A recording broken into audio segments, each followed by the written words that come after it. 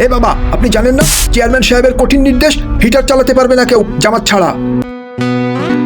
আরে আমি আপনাকে কিছু জিজ্ঞেস করেছি, বোবা হয়ে গিয়েছেন, কথা বলছেন না কেন? রাব্বানি, তোমার মধ্যে ভদ্রতা নেই? কিভাবে বয়স্কদের সাথে কথা বলতে হয় জানো না? আর উনি যদি হিটার চালিয়েও থাকেন, এতে সমস্যা কি হতে পারে? সমস্যা আছে, যখন কারেন্টের বিল বেশি আসে তখন এই ধরনের লোকগুলা পালিয়ে যায়। এনারা নামাজ পড়ে কম আর হিটার চলায় বেশি। ও, তুমি তাহলে সিদ্ধান্ত দিবে মসজিদে কে কি জন্য আসবে? আর তুমি তো একা বিল দাও না, আমরা সবাই মিলে দিই। যাও, কিছু করতে পারলে করো। হ্যাঁ, দুইজনই অপেক্ষা করো এখানে, আমি চেয়ারম্যান সাহেবকে ডাক দিয়ে নিয়ে আসতেছি, উনি জবাব চাইবে। মুরব্বী, আপনি দুশ্চিন্তা করবেন না, যা হবে দেখা যাবে। তবে মুরব্বী, আপনাকে এর আগে তো কখনো দেখিনি।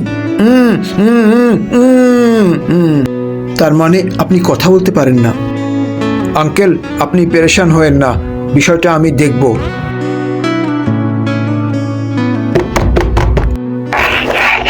আরে রাব্বানি, এত উত্তেজিত কেন? সব ঠিকঠাক আছে তো? চেয়ারম্যান সাহেব, আপনার কথার বরখেলাপ হয়েছে। মসজিদে একটা ছেলে আর এক মুরব্বী হিটার চালিয়ে বসে আছে। আরে, কার এত আস্পর্ধা আমার সিদ্ধান্তের উপরে কাজ করছে? তুমি চিনো ওদেরকে? মুরব্বীকে তো চিনলাম না, তবে যে ছেলেটা আছে সে মনে হয় আমাদের মহল্লাতেই থাকে। চলো আসো দেখি কার এত সাহস হয়েছে। চেয়ারম্যান সাহেব, মনে হয় ওনারা পালায় গেছে, এখানেই বসেছিল। এখন এসার সময় হয়ে গিয়েছে, নামাজ পড়তে আবার আসবে, তখন আমি ওদেরকে জিজ্ঞেস করবো। মুরব্বীকে তো চিনি না, কিন্তু ছেলেটা আমাদের মহল্লারই। অপেক্ষা না করে ওকে যাই আগে জিজ্ঞেস করি। না, নামাজটা পড়তে দাও, তারপরে আমি সবার সামনে তাদেরকে বিচার করব। আল্লাহু আকবার, আল্লাহু আকবার, আল্লাহু আকবার,